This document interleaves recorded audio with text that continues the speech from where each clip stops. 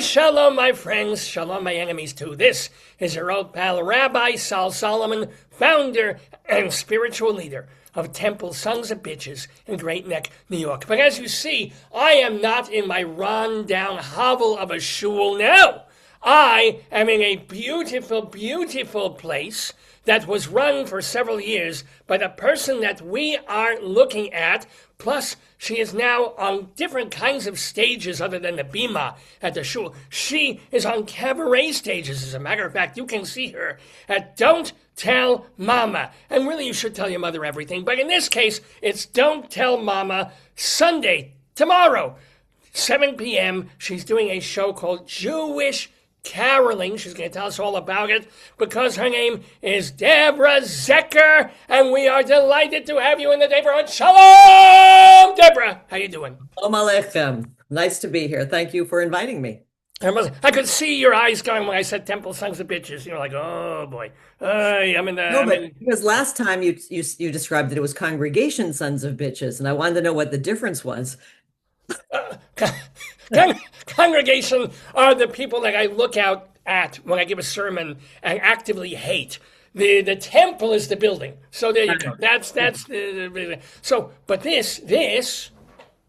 Tell us what this is. So you are currently residing in the sanctuary of my beloved synagogue, Chevra of Southern Berkshire in Great Barrington, Massachusetts, and this is the place that I was the rabbi for 22 years. Yeah, Kanai Nahara. Didn't you sort of build? Was it there before you, or were you kind of you founded the thing? I didn't. The congregation existed for a number of years before I got there, but I was the first settled rabbi. I was the first person who lived there, eventually working full time, and we were living. We felt like we were living. We were in a small house that we a 3-family house that we created into a shul for a number of years until we outgrew it. Nice. Yeah, and this place that you are in, more or less, is, I guess, existentially you are in. Less, but yes. Existentially. That was the first synagogue built in the southern part of Berkshire County in like 100 years. Could you tell people who don't know, where are the Berkshires in relation to like the universe, Miami or New York? Where are the Berkshires? Closer and Jerusalem. North of New York, way north of Miami, and definitely west of Jerusalem. Okay, I can pinpoint it a little bit. So you were the first settled rabbi. I am a deeply unsettled rabbi. If you know. Well, I have heard. So tell us some funny or sad or poignant or any kind of stories, and you can leave names out. I mean, but of running a temple for more than 2 decades. Okay, I will tell you one of my favorite stories. I had just come to the synagogue, and we were meeting actually in somebody's law library. We had no building at all. We were truly the wandering Jews. So we were having Shabbat services in somebody's law library. And I served as both rabbi and cantor of the congregation. And I had finished singing the Kedusha. And a man raises his hand and he says, "Can I ask a question?" Now, I'm newly arrived in the synagogue. And I think to myself, wow, these people are so eager to learn. He wants to talk about the Kedusha right in the middle of the service. "Oh, yes, please. What's your question?" I say. He said, "Who wrote that piece of shit?" A room full of Jews. Wow. Wow. Moment, I knew I had come home. So these were your people. I mean, they're my people too. Sometimes I read the Torah and I think, but no, I'm kidding. By the way, not everybody, amazingly enough, who watches this program is a Yidel. So what is a Kedusha? So the Kedusha is the third prayer of what we call the Amidah, or the standing prayer, and it's part of every service that is in our liturgy, and it talks about God's holiness.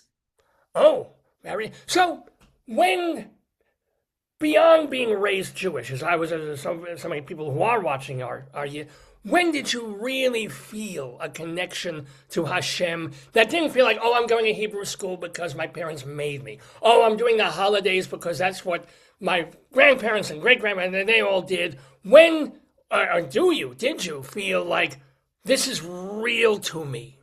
Oh, from a very early age. I grew up outside of Pittsburgh in a small post-war suburb, and my parents were both founders of the synagogue out there. I mean, it was so new. How new was it? How new was it?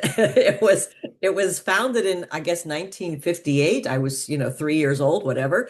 But my parents were very involved, and that was like my second home. And so God for me has always been a constant companion. I can't say that there was a moment when there was some kind of flash, oh my God, this is who God is to me. I will tell you that it was the night of my bat mitzvah when I was not quite 13 when I said the rabbinate, that's for me. Really? Oh Oh yeah. my God. So you memorized your whole Haftorah and Torah portion, I'll bet. Well, what can I say? I You loved it. did, you did. I loved it. So wait, was this like telling your parents you wanted to go into showbiz? And it's like, oh, yeah, anything but. Or were they kind of thrilled? Kind of thrilled. My dad was thrilled beyond all cognition. I mean, he just loved it so much. And my younger sister also became a rabbi. So there are two of us. Oh, Um, McMuzzle. yeah, Yay. for 18 years, we were the only two sisters who were rabbis. Yeah, in the same family who weren't nuns, or as we like to say, religious sisters who weren't nuns. Um, Now there are a number of them, but interestingly, and my brother became from so Orthodox. So we Oh, really we got everything. so Yep, what in the studying? You were ordained, when was it? When, 1982. 1982. 82, you were ordained by the Hebrew Union College, which does these sort of things. What was the most difficult thing about getting that diploma? I don't know if you call it a diploma, that deerskin scroll. Uh, Smicha. uh, I got a smicha. what was the hardest part of getting there? Um, I think understanding that I was entitled to do the work, that if I mastered the work, if I was committed to doing the work, if this came from inside me, that I could go into a congregation and say, "Yep, I'm a rabbi here." That kind of authenticity, I think that was a big piece of it. I mean, I was one of the first. I was in the first 50 women ordained. So there was a lot of, are you really? Oh, you're too cute to be a rabbi. You're too this, I whatever. am told that even now. I'm told that all the No, time. I understand that. Yeah, I Thank understand. you. Thank you Yeah. so much. So you faced legitimate, serious sexism along the way. More, yeah, you know what? I have to say it was almost more internal than external. I was really lucky. I went to work in a big suburban congregation in Scarsdale, and yeah, Kanina Hara. Scarsdale doesn't get better than that. Well, I Great Neck, but it doesn't much get better than that. Yeah. Well, I'll tell you a parenthetical story. So my last year of rabbinical school, my class, we all realized that none of us had gone to our prom, that we were all such social losers that nobody had gone to a prom. So we had a prom. We had a rabbinical school prom. Yes. Yes. Yes, and we didn't dress in gowns and tuxedos. We dressed in the way that our community, like to evoke the spirit of our community. So a woman who was going to be the rabbi in Washington, D.C. came as George Washington. Somebody who was in Brooklyn wore black leather. And I was going to Scarsdale, so I dressed really like hot shit, like really. And did you lose your virginity in the back of a mikveh tank on that night? Was that Uh, the big night for you? you know what? I can say unequivocally that never happened. Nope. Well, no, the virginity. I guess you have kids, so Right, I have kids. No, that but you have at least once or twice or three times, but we that's won't. right. Mitzvah tank, no. Hey, you do have three? I'm hoping lovely, healthy, wonderful children. I have three wonderful children and three fabulous, unparalleled grandchildren. Mazel, mazel. So do you foresee any of them going into the calling? I don't know No, why I put there. No. no, although my middle child, my son who lives in Jerusalem, he is from, and he davens. He is often called upon to lead davening in the shuls that he goes to. He's very musical. He's very spirited, and the congregations that he's been part of love him. So he's the closest. And my older son, who is currently on Broadway, yes, yes, he is the conductor of Operation Mincemeat. Oh my God, what's his name? Zach or Joshua, something? no, Sorry? Joshua Zecher Ross. Yes. Joshua Secker. Oh my God, I didn't even know. That's a very, if people haven't seen it, that is a delightful You show. must be. It's fabulous. And not just because at the very end he comes out with a baton and bows. Not only, but it's just a phenomenal show. And it's heartwarming, it's funny, it's silly, it's everything. Have you seen? Yeah, I'm saying I really did. And there was scene with the letter where the secretary's reading everybody Yeah. knows it's just like maguk, maguk, maguk. And then the scene where when I'm watching in the second act and I've had a snack in intermission and then I let off a foof and then Yeah. everybody's going ugh, ugh, ugh. It's all part of the theater. It Yeah, really is. exactly. Yeah. It's the experience. Yeah, So Mazel absolutely. on the middle son, and what about do you have a wicked son, a wise son? What you got there? I got my third child as a daughter. No, well, I was going to say about the first one, when I left the congregation in Great Barrington, he would go up, he became the chazan for the High Holy Days because he's so musical. He had Right. written the arrangements of things for years since he was a tiny kid. Anyway, child number three is an art director at Condé Nast. So she works for Vogue and Harper's Bazaar and all those other Well, Jews own media. That's how they got she got that job there.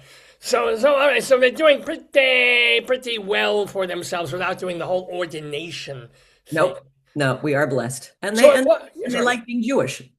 They all When three. did you realize then, when you became a rabbi, you overcame the internal thing of like, I don't know if it's for me, if I'm capable, if I'm.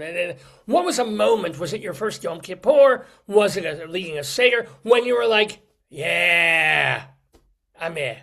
I think that when I first went to work in Scarsdale on July 1st, 1982, and I had 5 funerals in 10 days, the first 10 days, and they were complicated. Some of them were complicated funerals, and my senior rabbi had gone away for the summer, so it was just me. I think at the end of What was the complicated about it? The people were in pieces? I mean, what's the sometimes families are not all oh, of mind about how things will go or about the person. Sometimes not in that group of funerals, but I found myself burying a young man who had been murdered in whoa. San Francisco, and the funeral began with me telling that I had gotten a phone call from Dianne Feinstein, who was then the mayor of San Francisco, that they had found the murderer. That's a complicated Yeah, funeral. that wasn't Harvey Milk who was you weren't there. No, No, no, no, that was a different. no. Okay. It was a Yeah. young man on vacation and he stopped to help a couple arguing. And the young man took out a gun and shot him instead of the girlfriend. Like Yeah. I only hope the murderer wasn't Jewish. This is Well, I cannot say. I don't think so, but I good, cannot. good, good. Do you have that thing where it matters when you hear about what was his name, the pedophile guy, the Oh, Epstein, and please. these. Don't say his name. Ugh, ugh. Ugh, ugh, ugh, exactly. But does it hurt you a little extra because he's got the Jewish name? A little Oh, pains me terribly. I mean, you remember that whole, the era of Ivan Boesky and Michael Milken, who has done a lot of teshuvah, I have to say. Um, but when those things were unfolding, it was terrible. It was terrible. It was a shanda. I mean, this is not how we raise our children. This is not what the Torah says to do. And this current person, who I really don't even like to use his name, I'm ashamed. I'm just, or in this current administration, there is a high advisor to the incumbent who is of our faith, and it hurts me terribly that he has fallen so far. although, let's be fair, the current incumbent has been generally very, very pro-Israel. Where are you on the Zionism curve in terms of what's been happening since October 7th of 2 years ago? I mean, the fact that I cried every day for 2 years. Yeah, that'll do it. Yeah, Yeah, yeah, I yeah. mean, I would like to see a new administration there. I would like to see some real changes in the way the government works. But I am a Zionist inside and out. The first time I ever saw my father cry was June 5th, 1967. That was after the first Six-Day War was started, or yeah, yeah. When I came into the kitchen that morning and my father was in tears, I'd never seen him cry. I mean, that's how power that moment was so powerful for me. And she's telling the truth because there was one time I came over, I smacked him a few times just to see if he would cry. This was later on. He didn't. He was stoic man, your father, except Oh, that particular exactly. day. Or if any of his children or grandchildren did something wonderful, then he would cry too. My father was very fond of saying that he was not rich in wealth, because that was certainly true, but he was rich in nachas. Not well. That's so much more. As well, if you have food, shelter, a little clothing, then nachas. Nachas is an important number four, Yeah, if you that's will, true. and especially if you have a good number two. If you have a good number two in the morning, you've got nachas for the rest of the day. There Let me you tell you. go. Well, it didn't take very long at all. Good for you.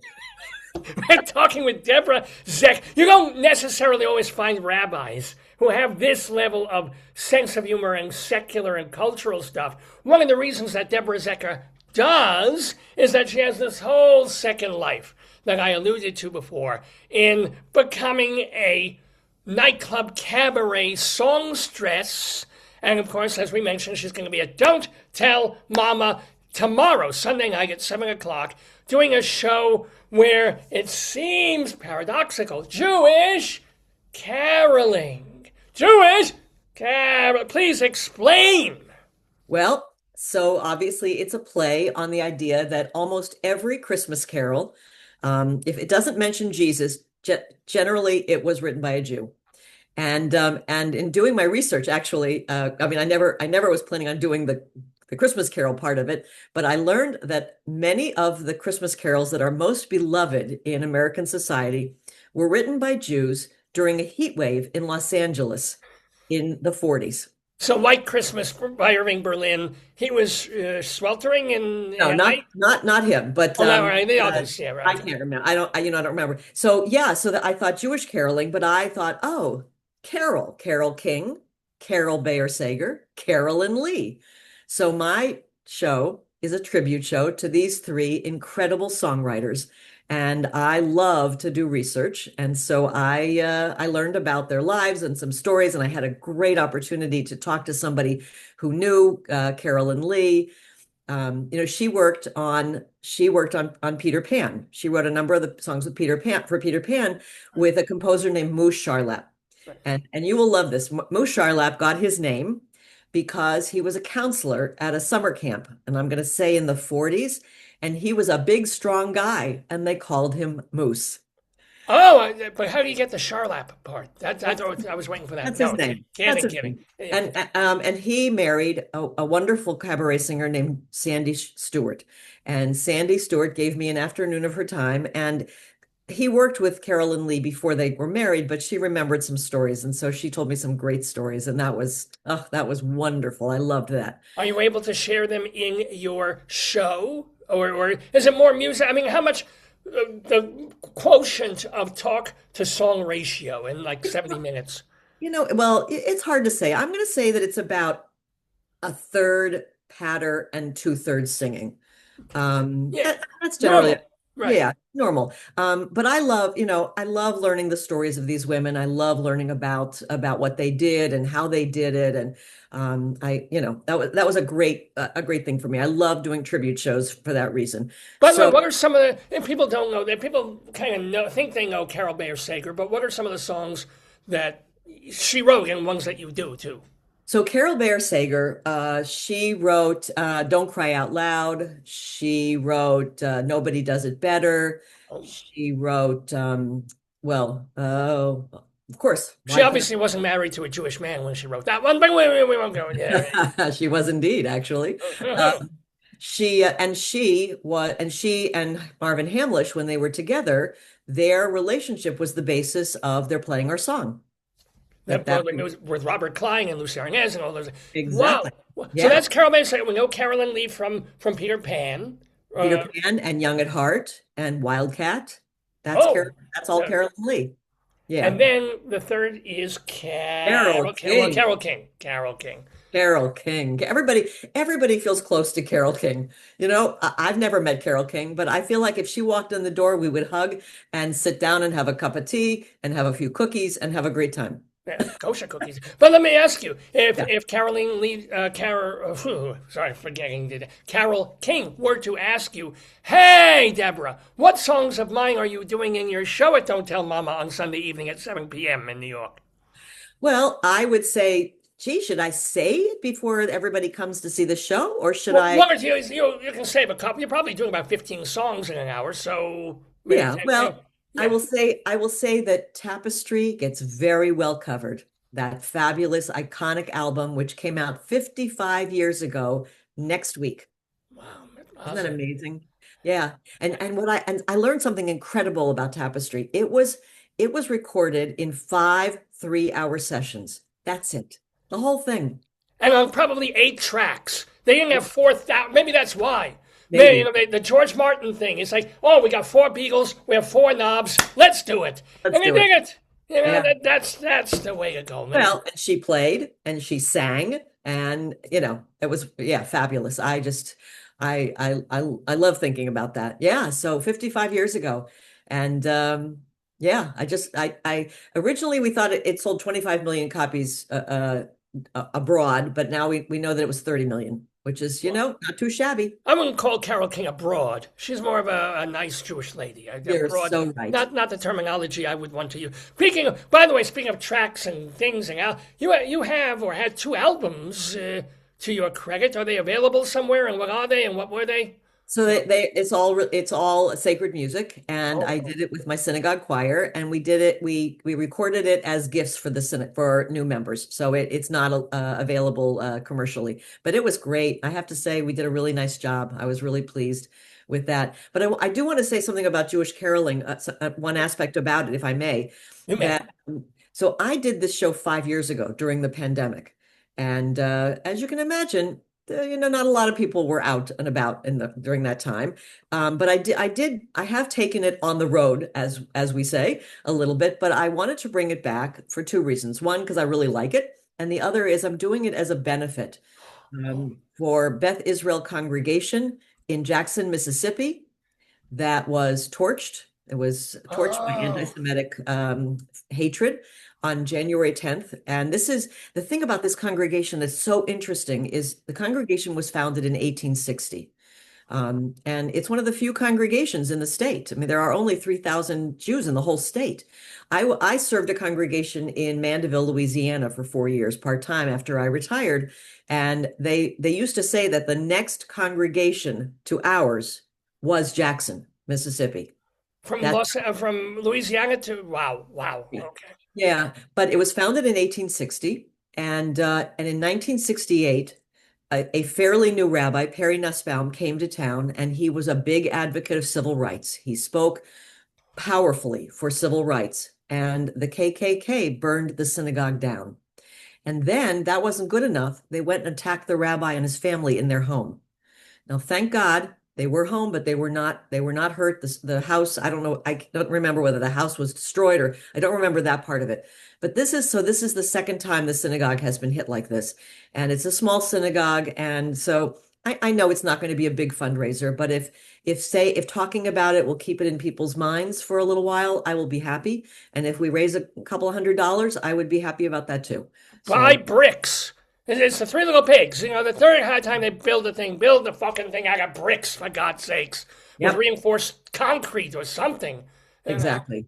So, and can I tell you about another show I'm doing that is a tzedakah experience? Please, yeah, where, when, Okay. what? So, also at Don't Tell Mama, which is sort of my home away from home. Yeah. Do you know Sydney Meyer, the booking manager there? I've interviewed him on this very program. Well, He knows me so well. he Yes. is like he's like my rabbi. I adore him. He is a man of such deep compassion and empathy and love and all things good. Anyway, so I tend to do all my shows there when I'm in town. Right. And this is the fourth time I'm doing it. It's the fourth annual Chocolate Seder Cabaret. So what I do is I wrote a Haggadah and I translated all of the ritual items into chocolate. So instead of having karpas, parsley, we have green M&Ms. And instead of having bitter herbs, we have peppermint patties. And instead of charoset, we have something that I invented, which is a mixture of three kinds of chocolate, because of course you have to have three things in it, and pretzels, all mushed together and frozen. I didn't think you could improve upon charoset because charoset is pretty freaking awesome to begin with. But chocolate try with the pretzel. Hold on, I'm drooling here. Go for it. Oh my! When is this? Where it's at Don't Tell Mama also. It is on March 30th at 7 p.m. And not only that, after the, oh, and so the music of the Seder is also show tunes with Passover words. And then, All right, please give us a since you wrote it all. Yeah, a little taste. What's a song that you took from the Haggadah and morphed it onto? if they only gave us malt balls, if they only gave us malt balls, if they only gave us malt balls, Dayenu. If they only gave us Hershey kisses, if they only gave us Hershey kisses, and so on. It could use a little bigger scansion there, but I get it. It's very, very cute. Yeah. And you know what? I haven't looked at it all year, so I don't remember anything. So you're doing this on the 30th of March at Don't. So when people go, do they get to they try to eat the? Yes, Oh, they get oh, everything. I am there. Chocolate covered matzah and 4 cups of chocolate milk.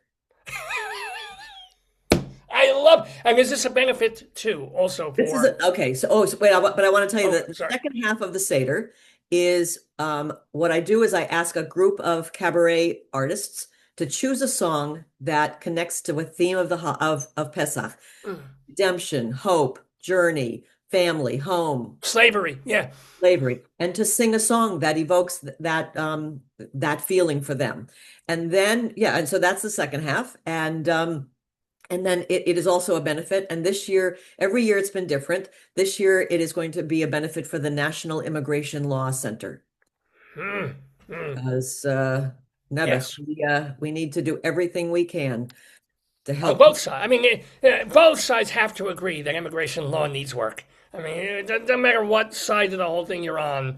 That's one of the issues. That okay, great, Yeah. fair enough. What are you calling the show again? The Haggadah. What is your special? This is called the Chocolate Seder Cabaret. Chocolate Seder Cabaret. Oh my God, it sounds so incredibly I good. got one more for you. You ready for one more? Give it to me. In the fall, I am going to debut my new show, which is called Broadway Bible. And it is a musical midrash using the stories of Genesis and Exodus, punctuated by show tunes. So, all right, I can see Joseph and the Amazing ... No, No, too easy. I use a little bit of that stuff. Okay, here's an example. Abraham discovers that God is in the world, that God and he and God create this brit, this covenant. And so Abraham's response is, there's a somebody I'm longing to see. Ah! I hope that he turns out to be Someone who'll watch over me. This is good. This is Or Jacob, deals with the last escapade of his kids and sings, "Kids, what's the matter with kids today?" From Bye Bye Birdie, by the way, I think. That's right. See, I know some of these things. Some of them. That sounds unbelievably fun. That is coming to Cabaret in the fall, though. You're going to do that at Don't Tell Mama too, I assume. I will, absolutely. Yeah, so I'm busy. No kidding. You know, a professor once told you, allegedly, apparently, a professor said, the quote, "Be yourself. Unless you're a schmuck, then be someone else." So... Have you taken those words to heart? They are the touchstone of my life. Absolutely. Wow, did I write that somewhere? You told it to somebody, and or maybe no, it might be on your website profile thing somewhere. Maybe. Yeah. But that does bring up a question of like having been the head of a congregation for so many years. How do you deal with schmucks? The same way you do, and the same way the guy in the next room does. You try to have a little compassion. You try to have a little empathy. Where are they coming from?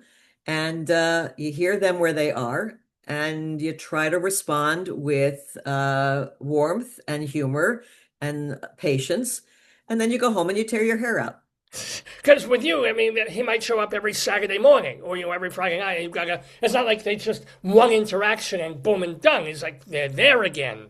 Well, and unlike a country club and unlike many other places, you don't throw out congregants, even if they are cantankerous, curmudgeonly, and challenging. Well, my congregation should have thrown me out years ago. Well, That is very very clear. I can't speak to that.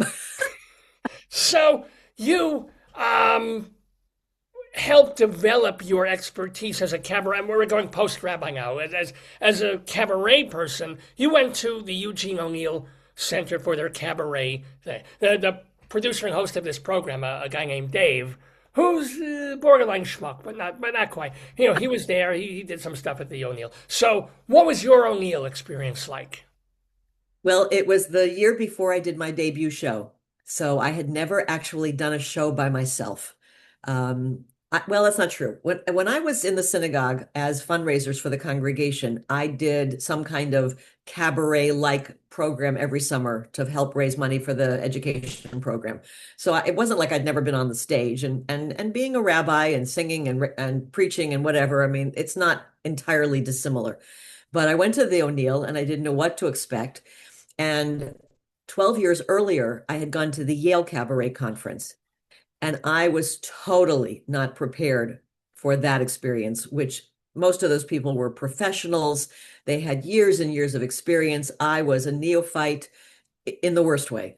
And it was very difficult. So when I went to the O'Neill, I thought to myself, okay, another experience. How's this one going to be? I loved it. The person who was the master teacher, there were two master teachers, Lenny Watts, who has become my director, fabulous, just fabulous guy, and Barb Younger, who is a British cabaret person. She has been on this program as well. She did a Dylan album and all that sort of thing. Yes, Oh yes, we know yeah. her. Oh, Yes. Leonard Cohen, Dylan. Oh, she's phenomenal. And the people who were part of the program were wonderful. And every night there would be some fabulous cabaret performer, and one of us would open for the cabaret performer, and then the next day, they would do a master class with us. So it was Who did you perform for, and who critiqued you in the master class the next day? Who was it? well, Christine Bianco. Do you know I've that? heard. Yeah, she hasn't been on this program, unfortunately, but Oh, yeah. she's living in Paris right now. She is an amazing she can mimic. She does a thing where she does one popular song, and you hear 17 or 20 different iconic singers. Julie Andrews, Patti LuPone, Kristen, you name it, you hear them all. She's unbelievable. So I opened for her, which was one of the most exciting things I've ever experienced. And then the next day, we all sang for her, and she critiqued all of us. We had Judy Kuhn that week. We had Leroy Reams was one of the people who came. Oh, It was amazing. It was and it's at the O'Neill Center, which is beautiful on the sound. It was gorgeous. My rule of thumb in life in these years of my whatever, if there's an opportunity to go somewhere and sing, I say yes. mm-hmm. 2 years ago, I went on a program called Il Chiostro, and I went to Venice for 8 days. I mean, really, it And was what was the program you got to? every Was it every every every morning. There were eight of us, and we sang for 4 hours. And then after lunch, we just explored with Venice and Venice. yeah. Yeah, absolutely. I'm doing that. Actually, I'm doing it again this year. But this year we're going to Cinque Terre. So, which is, I guess, I'm not going to say where it is. I mean, I know it's five little Five towns, lands or something like that. Five. whatever. Yeah. Five, yeah. So I'm very excited about that. Yeah. As well, you should, because you've also taken, I don't know if you've taken congregations or people to Prague and places like that. That was not performative, that was more Jewitive, or what was that? I have done synagogue tours. I took a group to Prague. I've done many. I've done a bunch of Israel trips. I did an Eastern Europe trip. Prague, oh gosh, Prague, Krakow, um, somewhere else in Poland, and Budapest. maybe Vienna. No, not Vienna, not Vienna. That was an amazing trip. I mean, to chant El Malay Rachamim at Auschwitz, there's Right. nothing like that experience. Yeah, yeah. And our guide was a young Christian woman whose great uncle or uncle had been in the resistance. And she felt that her responsibility in carrying their legacy forward was to be a guide at Auschwitz. Whoa. Yeah, really incredible. But And I'll by tell the way, it took us 30 minutes just about for one of us to bring up the Holocaust. you, That I is know. a very, very long time for Yeah. two Jews in a room not to talk about the Shoah. Did you lose family? Like, back family? Yes, yes. Not close family. And in fact, we didn't know that we had lost family until the 70s. We did not know that my grandfather had siblings and family who stayed in Russia. He had lost contact with them, and most of them died. And the ones who survived went to Australia. And I got a phone call one day asking, am I related to Isaac Zecher? And it turned out that these were cousins. And their extended family had had a lot of losses in the Shoah. Oh, and the Russian ones, did they die in the Russian part of the war, or they survived or they're in Russia? You just haven't heard. You don't know how they're doing. I don't know the whole story. My brother would know better. He's the archivist of the family, so he knows Now, the family tree. in your trips there, and also you hear from your son who's living there, any Israel stories, good or bad, any panic moments considering dot dot dot, or happy stories about Eretz Yisrael in recent years? Well, my when my son got married, he was married actually he was married at the Israel campus of the Hebrew Union College because they rent out the space. It's a beautiful space, but it looks over the old city. And so when we would, and it's a big open room. So as they were and the chuppah was outside, of course. So as we were looking at the two of them, we were also looking at the old city. It was beautiful. It was just beautiful. And I have a lot, I have so many good memories of being in Israel. I lived there for a year as a rabbinic student. I lived there for a half a year as a college student. I try to go 2 or 3 times a year to see my family. I have the most incredible grandchildren. There's just there's They're obviously grandchildren. I mean, yeah, they're to the grandchildren. rest of the world, they're not that special, but to you, oh, it's my grandson. Perfect. Oh my Yes, we God, get it. so fabulous. But I will tell you, the morning, not my son's wedding, but my niece got married in Jerusalem, and I'm not going to remember what year it was, but she had gone for her yeshiva year to Israel. And in October of that year, she announced that she was making Aliyah, that she was going to stay. She had met somebody, she was going to stay. And my brother said, okay, we always wanted to go live in Israel. We'll go too. And this was during like the worst, this was 2003, it was during the worst of the Intifada. Right. We joked that there were 15 people who made Aliyah that month, and they were five of them. That their family was five of them. So they moved to Israel, and the wedding was in February. Yeah, it's coming up their anniversary. My God. And the day after the wedding, we're sitting in the hotel. It's the morning, whatever. And my husband had gone out to run. And my daughter says to me, Mommy, I think there was an explosion. And this was the time of buses, bus bombings, restaurant bombings. And I said, no, no, because if there was, the phone would be ringing off the hook. That minute, the phone began ringing like crazy, literally outside the hotel. Well, we were at the end. So down where Emek Rephaim, if you know that area, starts. Okay. A bus had been blown up. My husband was, I don't know, he had literally just run by there. And so we didn't know where he was for about 20 minutes. And my heart stopped Yeah. for that entire 20 minutes. He was fine, but the people on the bus were not fine. And every time I go there, I stop by that plaque that has the names of those who were killed. And it's very, very sobering, very sobering. And then, of course, I was there very soon after October 7th. And it was just such a powerful experience. We knew nothing about what happened to the Bebus family yet.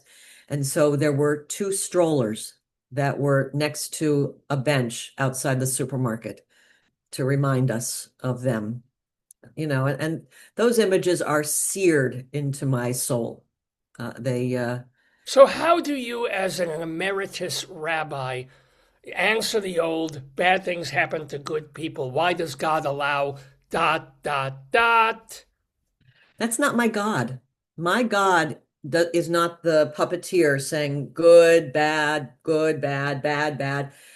I don't think the bad things that have happened in the world have happened because people have lost their humanity. God did not God did not have anything to do with Hamas doing what it did. I don't believe that God had anything to do. God did not create. I mean, yes, if humans are created in the image of God, then we got some splaining to do about some of the heinous Because people. if somebody does something wonderful, if somebody does something really, really nice for someone, is that God in your mind, or that God has no touch on that either? That is us behaving at the highest level of what it means to be created in the image of God.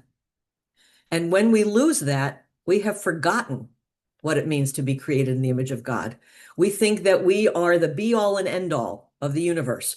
We think that what is lowest in the world is what we aspire to. That's for me a lot of what constitutes evil in the world when we forget who we are. See, I always felt that I was created in the image of Shecky Green, and I think I have borne that out. You know what? I actually, after, this time with you, I think you're right. Thank you. I think I'll take that as a compliment. Do you know Rabbi Bob Alper? Do you know the name? I know so many Alpers, I can't help myself. No, He is a stand-up comedian who is an ordained Reform rabbi. He's fabulous, just fabulous. But he will hold up a picture of, oh my God, I can't, two actors. And he says, if these two men had a child, it would be me, because he looks like the two of them. It's very funny. So I think that you can say that you honestly come by your gifts through the entire, I would say through the whole legacy of the Jewish Borscht Belt world. Now you got me tearing up a little bit. Hold on, let me put. There we go. Oh, thank you so much. By the way, we are thanking for her time the delightful DEBORAH ZECHER. Let us remind folks that the first thing they have to do is go on Sunday, February 8th, tomorrow, to Don't Tell Mama to see Jewish caroling songs by Carole King, Carolyn Lee. Carol Bayer Sager is at Don't Tell Mama, which is over on West 46th Street, where all the restaurants are down there on Restaurant Row. Then on March 30th, you can go back to Don't Tell Mama because she's doing the Chocolate Seder. I can't read my Chocolate Seder Cabaret. Is that what it's? Yeah. With food and so, but food, chocolate food. Oh, and that was my nickname in Chocolate Thunder was actually my nickname. I don't know what they meant by that. And then in the fall, be looking out for Broadway Bible, which you'll also, how can you have a Facebook page? Do you have a website that we can give people to? DeborahZecher.com.